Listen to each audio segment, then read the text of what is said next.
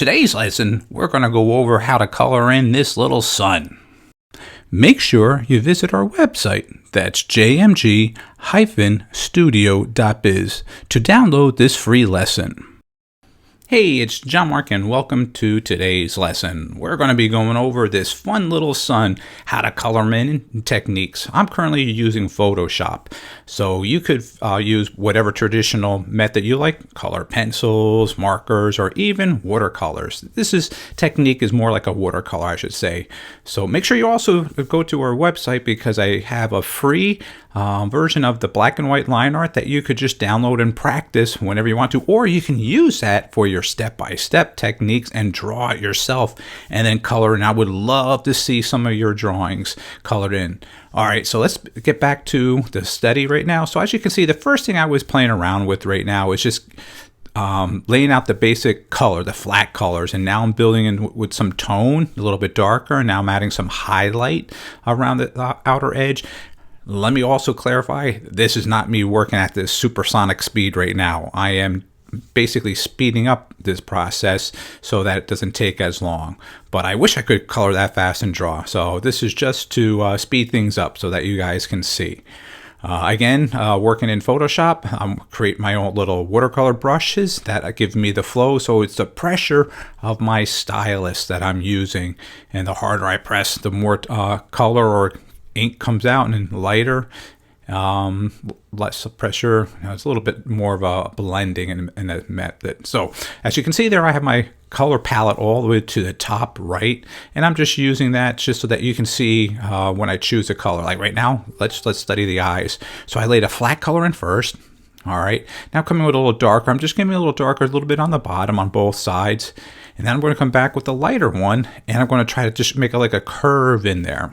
Now I'm even coming even darker on the bottom, so even darker on there. So now I'm going to give it little highlights, little glow in the eyes, a little baby blue, and then I'll come back with even whiter in there. All right, that's kind of like what I like. And then as you can see here, I'm just going to simplify the coloring of the mouth, and I'm just going to give broad, quick speed lines like I've done in the past. And that's just to give a style and a technique so it doesn't have that smoothness you can see in the background. That was something intentional I just was playing around with. And now I'm just blending a little bit more in there. All right, now just get a little bit in the middle, a little bit lighter. And I use my eyedropper so I can select the colors or the tone if I want lighter or darker. Working on the tongue. What I like to use sometimes, the shadowing, is like purples and reds. So when I finish coloring this tongue, I'm going to take a nice like dark purple and take to the back side right there and just color it in. Then take like a nice fuchsia and highlight it. All right, so that looks pretty good right now. Finishing that up right now. There you go. Little eyebrows right now. Give it a little highlight on that top part. I'm going to make a little spots. I always like making spots on some of my stuff. Either spots or it could be freckles, whichever one that you want to think of. There you go. So now what I'm going to do is I'm going to be playing in coloring the rays, the sun rays right now. Again, I'm going to create all the basic colors first, as flat as I can. And this technique, it's just so I know they're all the same. So when I go back, I'll actually work on every one of them equally. So I won't finish one all nice and shade and go to the next and the next and next. I'll shade them all flat, as you can see, each one, because they're basically going to be the same technique. So I don't have to keep changing my paintbrush or changing my color pencils or the brush that you're currently using. Just make it easier. So doing traditional, I would still do it the same way. Finish coloring the whole area flat. All right, let's finish up the last few ones right here. There you go. Almost done. And the reason I do that again is so that when I change the color, I have the same pressure on my brush when I'm pushing down for shadowing or the tone for the highlight. They're all the same.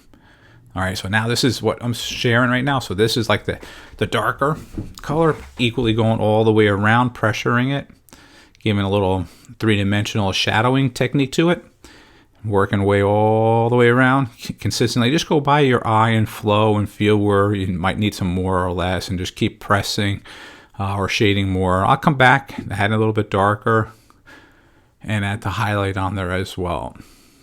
All right, just eyeballing it now. I'm going a little bit darker. And here comes the light part now. Okay, I'm just putting it right on that little glow to give like that three-dimensional feel to it. This is my technique that I like to play with. It's something very simple and easy to do. All right, let's change that a little bit, a little lighter, and get a little brighter now. Okay, there you go, and add some spots throughout all of them right now. That's looking good. I just add a little technique to it again. I like that. All right, so let's get some red at the tips of that. I'm just making it intentionally splash, a little off. It's not perfectly centered or anything, just to give some different colors and tone to it then. Let's see if I maybe get some blue now. This is another layer in Photoshop.